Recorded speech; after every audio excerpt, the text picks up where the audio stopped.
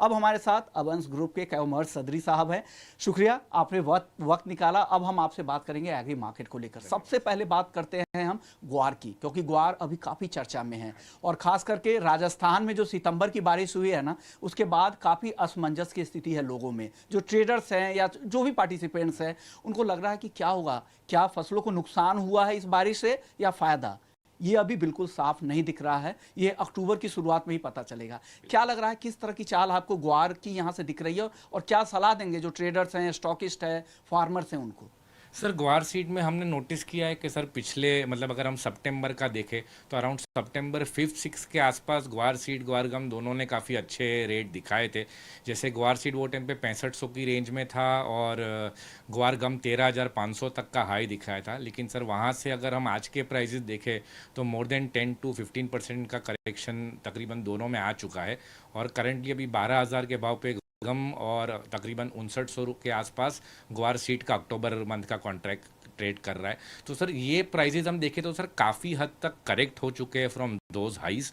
तो सर मुझे लग रहा है अभी at least for the next 15-20 days के होराइजन के लिए इन दोनों में सर थोड़ा बाइंग कर सकते हैं। पिछले 2 दिनों से सर फिजिकल में भी सर थोड़ा बहुत डिमांड गम और सीड दोनों में देखने मिला है। और सर जहाँ तक वेदर के नुकसान की बात करें सर, अभी तक कोई क्रॉप डैमेज के समाचार आए नहीं है। इनफैक्ट सर मैं थोड़ी देर पहले ही ये पिछले 2 हफ्ते अगले 2 हफ्ते का वेदर फॉरकास्ट भी देख रहा था। तो सर बीकानेर में तो sir till the 7th-8th of October तक सर ऑलमोस्ट एवरी डे थोड़ी बहुत बारिश या क्लाउडी टेम्परेचर दिखा रहा है। तो मेरे ख्याल से उससे कोई ज़्यादा नुकसान आने वाली बात नज़र नहीं आ रही। गंगानगर में थोड़ा रेन का इतना प्रेडिक्शन नहीं है, ज़्यादातर थोड़ा सनी ही दिखा रहा है। बट सर अगर होल एंड सोल में यही बोले कि सर करंट प्राइजेस काफ़ी हाई से करेक्ट हो चुके हैं, इन भाव पे सर मैं ज़्यादा बेरिश ओपिनियन नहीं रखना चाहूँगा। बेरिश ओपिनियन नहीं रखना चाह रहे हैं तो क्या रहेगा, किस तरह के रेंज अगले 1-2 महीने की? सर आप घटे भाव पे बाय कर सकते हैं मेरी हिसाब से। सर आपको ग्वार सीड में वापस से एक बार सर 63 to 6400 के प्राइसेस दिख सकते हैं।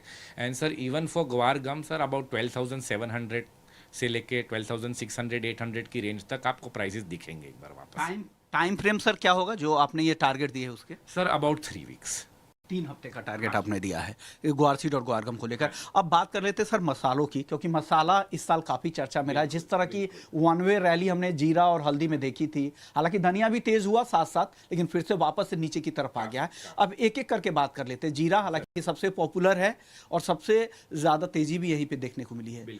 क्या लग रहा है आगे के फंडामेंटल्स क्या है? क्या अभी भी इन लेवल्स पे भी दम है और क्या त्योहारी मांग और कम स्टॉक का फायदा फिर से जीरे को मिलेगा और जीरा फिर से नई ऊंचाई बनाएगा?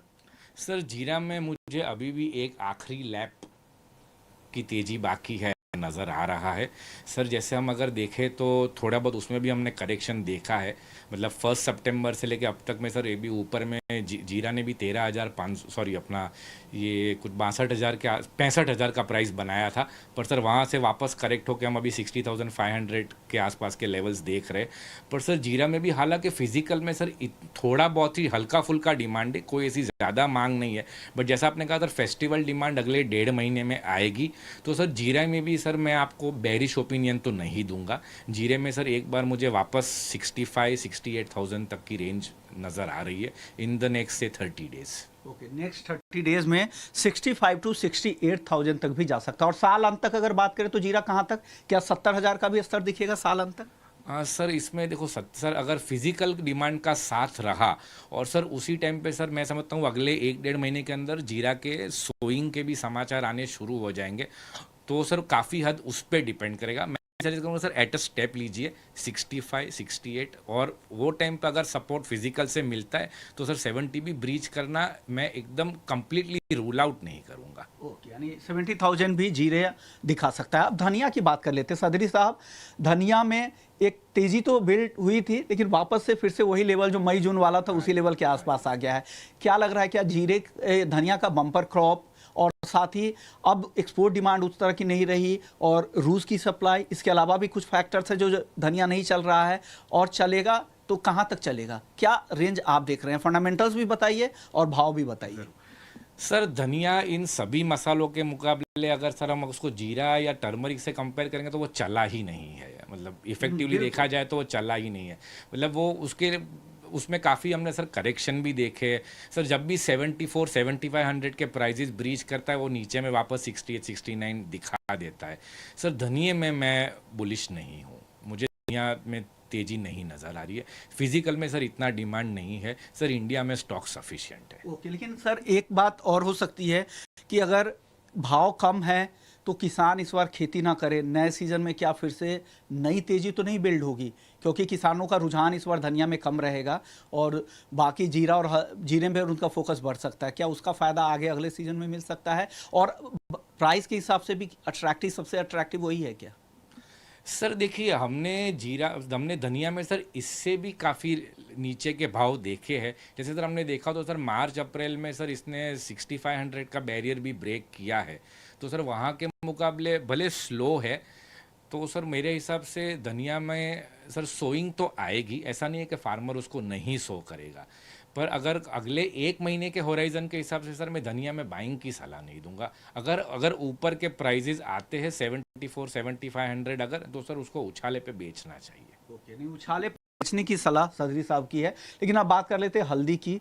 हल्दी भी जल्दी जल्दी ऊपर की तरफ आ गई, लेकिन अब क्या लग रहा है, क्या आप करेक्शन की संभावना लग रही है? क्या रेंज देख रहे हैं अगले 1-2 महीने में? दिवाली तक का अगर कोई दायरा अगर हल्दी का पूछे तो आपको क्या लग रहा है, और ट्रिगर क्या है हल्दी में? आगे किस तरह के फंडामेंटल्स आपको बनते दिख रहे हैं हल्दी में?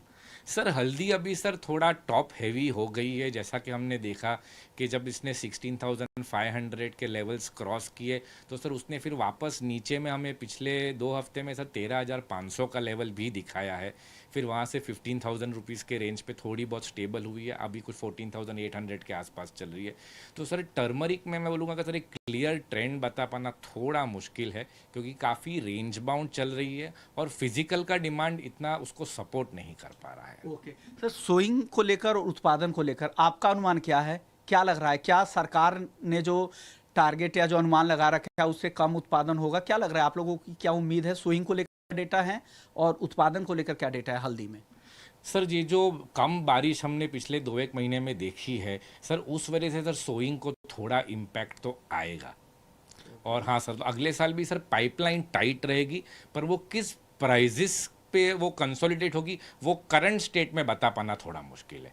Sir I would say in the next 20 days to 1 month थोड़ा टर्मरिक में रेंज ज़्यादा क्लियर होगा। अभी के लिए सर मैं बोलूँगा टर्मरिक को थोड़ा रेंज बाउंड ही एक्सप्लोर करना चाहिए।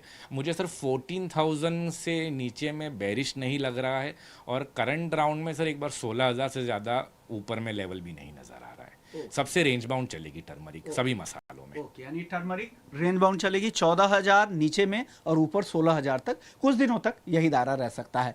सर अब आखिरी सवाल होगा सोयाबीन को लेकर। सोयाबीन को लेकर अभी से अनुमान लगने लगे हैं, क्या लग रहा है सोयाबीन को लेकर? क्या रिपोर्ट आ रही है? भाव के बारे में ज़्यादा बात नहीं करेंगे क्योंकि वादा में अभी ट्रेड नहीं होता, लेकिन फंडामेंटल्स क्या खबर आ रही है?